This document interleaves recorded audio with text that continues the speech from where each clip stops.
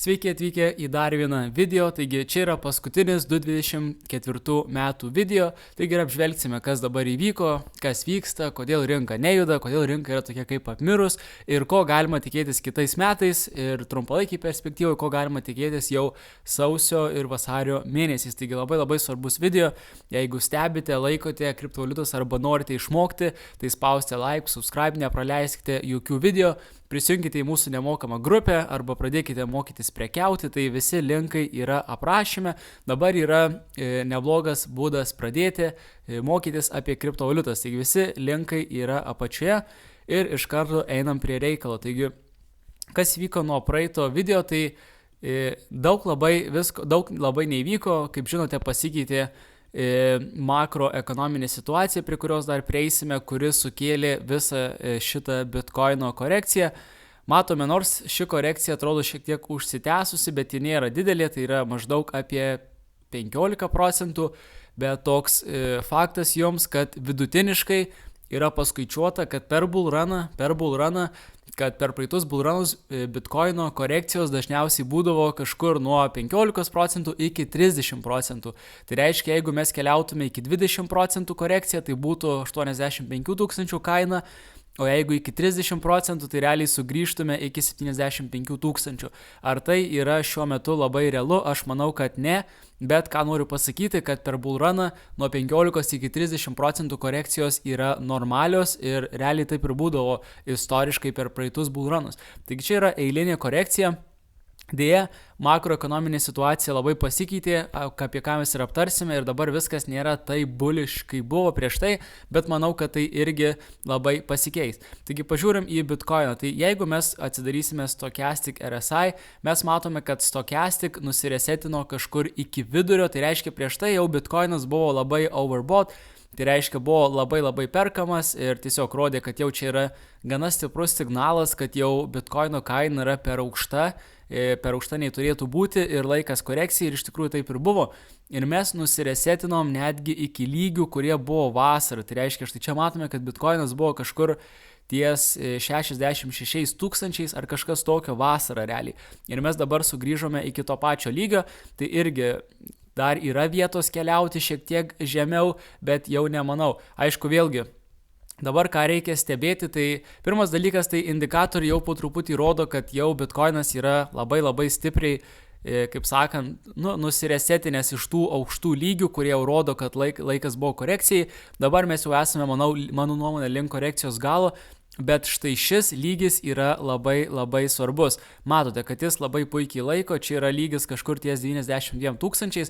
Ir kokia yra esmė, čia nėra jokio suporto realiai. Tai jeigu čia pralaužtume šitą lygį, kaina tikrai gali nukristi daug žemiau, nes čia nėra jokio suporto. Čia nebuvo, realiai nėra jokios konsolidacijos, čia dar ten aš analizavau, kur buvo pirktas bitkoinas didžiausiais kiekiais, tai realiai va čia yra suportas didžiausias, čia jau nieko nėra. Tai aišku, kaina gali nuvažiuoti šiek tiek ir žemiau, dar labiau link oversold levelių, bet aš abejoju, ar tai bus. Mano nuomonė, mes jau kažkur čia matome apačią korekcijos, nes pirmas dalykas, tai ir žvakių taip atrodo, šitas suporto lygis vis dar laiko ir buvo daug įvykių, kurie mušė kainą į apačią, kuriuos aptarsime ir ko tada lauk dabar ateityje.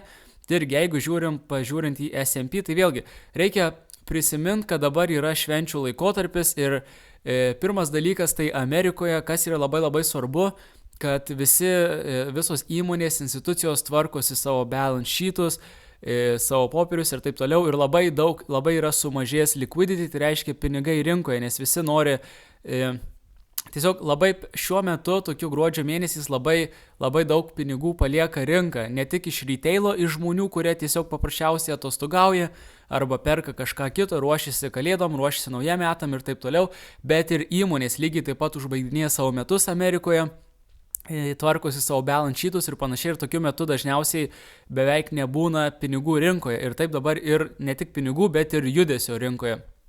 Tai lygiai tas pats vyksta ir dabar, ir mes galime tą patį ir matome ties pinigais, tai yra USDT stablecoin'u.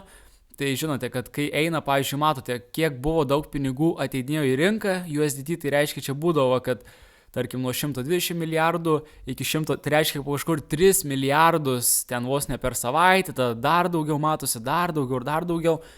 Ir buvo tas pakilimas, o dabar matome, kad įvyko jau dabar iš rinkos išeina pinigai, realiai žmonės išsitraukė tos pinigus, tai irgi matome, kad čia buvo kažkur 140 milijardų, tai kokie keli milijardai grubiai paliko rinką.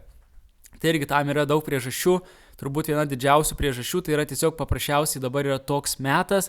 Ir kitas dalykas, ir kriptovaliutų kainos labai prastai dabar atrodo. Rinka yra nukritusi, daug žmonių bijo, tai šiek ir pasikeitė makroekonominis outlookas 25 metų, tai reiškia suprastėjo, dabar jis netrodo taip gerai ir dėl to pinigai išeina iš rinkos ir tai matosi šiame grafike. Ir netgi iš tikrųjų keista, nes mes matome, kad nuo vasaros pinigai didėjo, dabar pirmas toks nukritimas. Tai irgi, kodėl tai vyksta, irgi sužinosite ir dabar jau maždaug pakalbėsime, kas istoriškai būna per sausio mėnesius. Dar prieš tai galim grįžti trumpam prie S&P, tai matome, kad ir S&P dabar nėra kažkokio ypatingoje stadijoje, bet ir tikrai nebuvo pralaužta rinkos struktūra, tai reiškia nepasikeitė taip, kad mes dabar keliaujam į apačią, ar atėjo kažkokia recesija, ne, tai realiai absoliučiai paprasta korekcija, matome, kad štai čia yra supportas, čia yra rinkos struktūra ir matome, kad greičiausiai kas bus, matome, S&P niekada neina tiesiai į viršų. Eina į viršų, tada korekcija, tada į viršų, tada korekcija, į viršų, korekcija ir taip toliau. Aš manau, kad tai tikrai tęsis 25 metais ir matome, kad čia turėjom trumpą atsigavimą. Tai vienas dalykas, iš karto pasakau, kas pasikeis po naujų metų arba pirmą savaitę po naujų metų, tai Amerikoje visos institucijos jau bus susitvarkiusios savo 24 metų pabaigos balance sheetus ir taip toliau ir jau pradės planuotis vėlgi naujiems metams ir taip toliau, tai galbūt labai tikėtina, kad daug pinigų vėl sugrįš į rinką, tada retailas irgi jau ateis nauji metai, naujų metų pasižadėjimai ir taip toliau baigsis šventės, manau, kad daug kas vėl irgi galvos apie savo investicijas, kurie nori investuoti pinigus ir taip toliau. Tai irgi du dalykai šie turėtų sugrąžinti, manau, pinigus į rinką ir visą įdomumą. Tai čia vienas toks dalykas, tiesiog pasibaigs metų pabaiga. Tai kas istoriškai būdavo po halvinimo metais, sausio mėnesis būdavo labai bullish ir pirmas ketvirtis 25 metų būdavo labai bullish, kaip matome čionais. Tas pats buvo 2017 metais, 2021 metais ir 2025 metais. Dabar kas yra šiek tiek kitaip, kad tais bullrunais ekonominė situacija buvo šiek tiek palankesnė nei dabar. Va čia viskas tas pasikeitė, nes iš tikrųjų ir dabar, jeigu atsimnat, žmonės tikėjosi, kad 2025 metais bus 4 palūkanų mažinimai, tai reiškia daug daugiau kapitalų į rinką, turėjo ateiti, o dabar pranašauja tik 2. Tai irgi prie to dar prieisim, trumpai pašnekėsim ir šiek tiek ką jau šnekėjom ir per praeitą video, bet tiesiog pasikeitė outlookas, tai aš nemanau, kad sausio ir vasario mėnesis bus toks labai, toks tiesiog nežmoniškai bullish šuoliai, kai buvo per praeitus bullrunus, bet aš manau, kad mes tikrai turėtume pabaigti, kaina bus daug aukščiau nei yra dabar tikrai, nes keli dalykai, kurie jau išsisprendė ir dar išsispręs. Tai pirmas dalykas, nežinau ar girdėjote, kas seka naujienas, bet Tether USDT, tai yra didžiausias stablecoinas, kurio mes ir grafiką štai čia matome, čia yra Tether USDT stablecoino grafikas, realiai visi prekiautojai, visi, kas naudoja ten prekybos brokerius, tokius kaip Binance, Bybit, jie visi prekiauja su šiuo stablecoinu. Tai čia tie, kas dar tik pradedat, galbūt nesuprantat, kas tai yra, bet tie, kas jau prekiaujate arba investuojate, žinote, kas yra šis stablecoinas ir koks jis yra svarbus ir kokia yra esmė, kad atsirado MiCA. MiCA tai yra institucija Europos Sąjungoje, kuri dabar bando reguliuoti kriptovaliutas ir esmė tokia, kad jie pateikė, kad stablecoinai turi būti compliant. Tai reiškia, jie turi atitikti visas reguliacijas, visas sąlygas, kad jie būtų naudojami Europos Sąjungoje. Ir Tether USDT dėja netitinka šių sąlygų ir jie tiesiog operuoja taip, kad jie, kaip pasakyti, ne visada būna labai ten transparent, tai reiškia atviri ir taip toliau. Tiesiog yra stablecoinas, kuris nelinkęs paklusti reguliacijoms. Ir žodžiu, esmė tokia, kad buvo visas šitas FUDas labai didelis rinkoje, man pačiam buvo įdomu pasižiūrėti, kaip rinka sureaguos, kad būtent šiandien, kada aš darau šį video, gruodžio 30 dieną stablecoinas USDT turėjo būti delistintas iš exchange'ų, kurie yra Europos Sąjungoje ir taip pat iš Binance. Tai Binance yra ten gal, aš dabar nežinau kelinta, viena didžiausių pasaulyje brokerių ir iš jo turėjo būti išimtas Tether USD stablecoinas. Tai mano manimu tai turėjo paveikti kainą. Arba bent jau galvojau, kad paveiks kainą daugiau, nes ir čia visur rašė, kad tiesiog, kai dingsta USDT, tai sumažėja liquidity Europoje ir taip toliau. Tiesiog visiems reikia persiorientuoti vėl į kitus stablecoinus ir taip toliau. Bet iš tikrųjų, kas įvyko, tai realiai absoliučiai nieko neįvyko. Bitcoinas realiai liko ten patys ir buvo čia. Ir taip pat ir Ethereumas irgi maždaug liko štai čia. Tai netgi aš manau, kad viena iš priežasčių, kodėl įvyko šis stablecoinų sumažėjimas ir šis liquidity sumažėjimas dėl to, kad buvo Tetheris delistintas ir visi turbūt ruošėsi iš anksto, ne paskutinę dieną. Tai reiškia, kad jie keitė šitą USDT į kitą stablecoin ir taip toliau. Ir tiesiog galiausiai viskas susideda į tai, kad rinkoje absoliučiai nėra jokio judėjimo, realiai nėra pinigų, nėra excitemento jokio ir taip toliau. Ir dėl to dabar ir tokia yra situacija metų pabaigos. Tai pirmas dalykas, tai šitas visas FUDas beveik nepaveikė rinkos ir jis jau yra viskas. Realiai šiandien vis dar nieko nevyksta, šiandien yra 30 diena ir aš manau, kad niekur nebeįvyks didesnio kažkokio judėjimo į apačią. Taigi šitas FUDas jau viskas, iš rinkos yra išimtas. Kitas dalykas, kaip ir minėjau, du argumentai, kodėl rinka jau po biškį vėl atsigaudinės link sausio mėnesio. Tai reiškia, nes retailas sugrįž ir institucijos jau bus susitvarkę visus reikalus iki naujų metų ir po naujų metų vėl planuos ateities planus. Kitas dalykas, šitas Tether USDT FUDas, kurio žmonės bijojo, irgi jau bus viskas išimtas iš rinkos, tada vėl sausio mėnesį, sausio 20 bus inauguruotas Trumpas, dabar irgi vis dar ten vyksta visokios dramos Amerikoje, politikoje ir taip toliau, taigi irgi yra daug tokio nežinomumo, kas bus, ar demokratai atiduos lengvai valdžią, ar jie dar kažkas nesąmonės padarys, ta prasme kažkas, kad sutrukdytų Trumpui ir taip toliau, taigi irgi vis tiek yra toks minimalus kažkoks nežinomumas.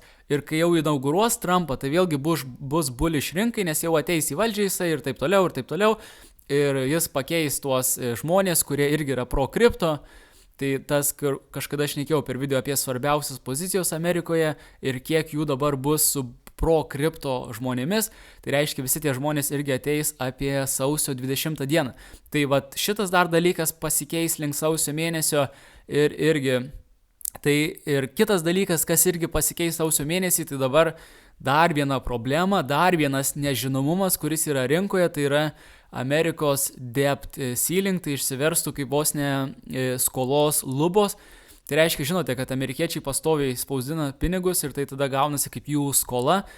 Ir esmė tokia, kad irgi nenoriu labai užtemčiau to video, bet esmė tokia, kad kažkada senokai jau kongresas priėmė įstatymą, bet jau labai seniai, kad Amerikos vyriausybė yra lubos skolai ir kada pasiektas lubas jau Amerikos vyriausybė nebegali spausdinti pinigų.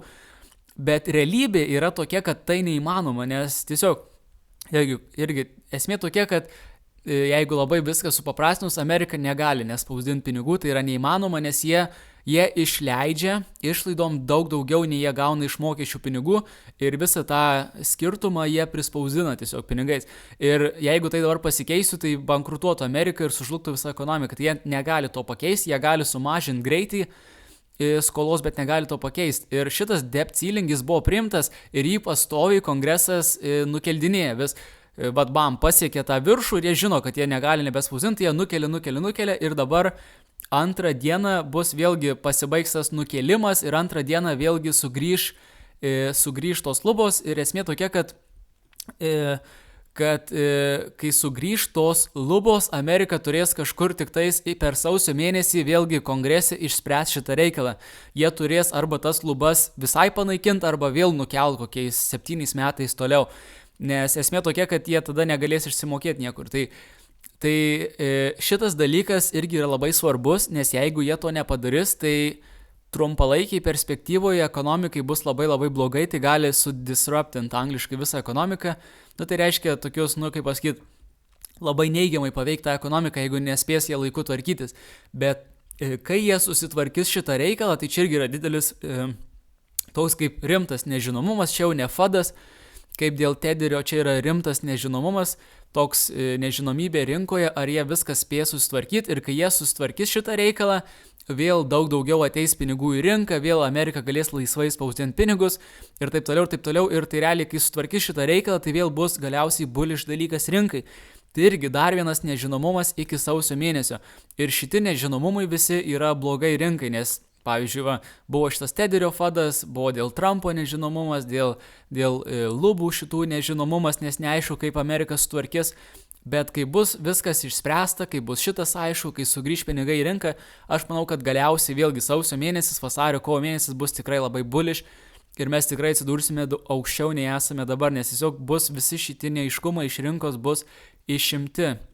Tai irgi šiek tiek užsitęsėm vėlgi apie makroekonomiką, tai makroekonomika, kaip aš ir minėjau per galbūt praeitą video, jei gerai atsimenu, kad palūkanų mažinimas, aš sakiau, kad įvyks kovo mėnesį, jis dar buvo kol kas mažesni, man atrodo, procentai, kad įvyks ir dabar dar yra mažesni, kad įvyks, bet aš manau, kad šitas pašoks ir galiausiai jau bus ir Trumpas valdžioj, tikrai bus palūkanų mažinimas kovo mėnesį ir manau, kad bus daugiau tų palūkanų mažinimų. Ką iš čia irgi trumpai svarbu pasakyti, tai yra tiesiog, kad dabar rinka įskaičiuoja, kad bus tik 2 mažinimai. Tai reiškia labai tokį bearish case įskaičiuoja rinka. Tai reiškia, jeigu tai pasikeistų į teigiamą pusę, įvyktų daugiau palūkanų mažinimų, daugiau agresyvesnių mažinimų ar kažkas tokio, tai būtų labai bullish, nes rinka dabar jau įskaičiuoja tik tokią prastą situaciją, kuri yra dabar. Irgi čia, kaip ir minėjau, RSI lygiai jau yra sugrįžę, funding rates irgi yra nusiresetinė, tai reiškia irgi jau rinka yra visiškai atšalus, visiškai nėra pinigų, nėra veiksmo, būtent dėl šių dalykų, kuriuos aš minėjau. Ir paskutinis dalykas, Fear and Greed Index, tai tiesiog ką mano įmonės, žmonės, investuotojai Amerikoje, kokia yra dabar situacija ir dabar yra situacija prasta, tai reiškia yra didžiulė baimė. Ir dažniausiai, kai yra didžiulė baimė, tada reiškia, kad rinka jau yra arti savo apačios. Tai tokia bendra situacija, aš manau, kad čia yra korekcijos pabaiga, arba mes esame arti pabaigos. Aš vis dar manau, kad sausio mėnesis, kai išsivalysime visus šiuos reikalus, šiuos nežinomumus, kad galiausiai sausio pabaiga arba vidurys bus tikrai labai bullish, tada bus vasario mėnesis, kur irgi jau bus viskas išvalyta, kovo mėnesį gausime palūkanų mažinimą, taigi outlookas tikrai yra neblogas 25 metų, viskas yra gerai, bet dabar šiuo metu yra gana daug skausmo rinkoje ir beveik niekas nejuda. Taigi tokia yra analizė, tokia situacija, jeigu norite prisijungti į grupę, sekti naujienas, linkai apačioje, taip pat spausti subscribe, nieko nepraleiskite ir susitiksime kitose video.